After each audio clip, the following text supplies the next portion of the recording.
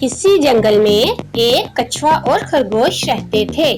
वैसे तो उनके दोनों के दरमियान बहुत दोस्ती थी, मगर खरगोश हमेशा कछुए की सुस्त रफ्तार पर उसका मजाक उड़ाया करता था। एक दिन कछुए को भी गुस्सा आया और कछुए ने खरगोश को दौड़ के लिए चैलेंज किया। तो दौड़ के लिए एक जगह मुकर्रर कर दी गई। जैसे ही रेस शुरू हुई, खरगोश ने 2 छलांगे लगाई और आधे से ज्यादा रास्ता सफर तय कर लिया।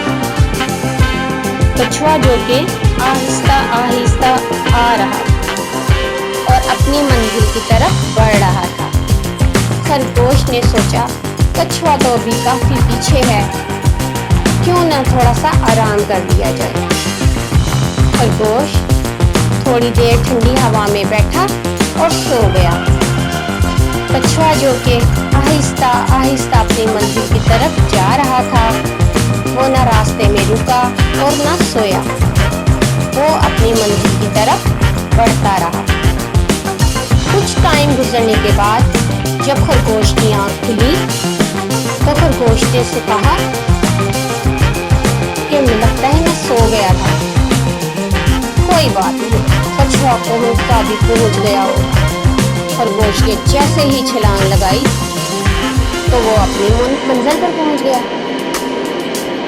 जब वहां पर देखा तो कछुआ वहां पर पहले से मौजूद था।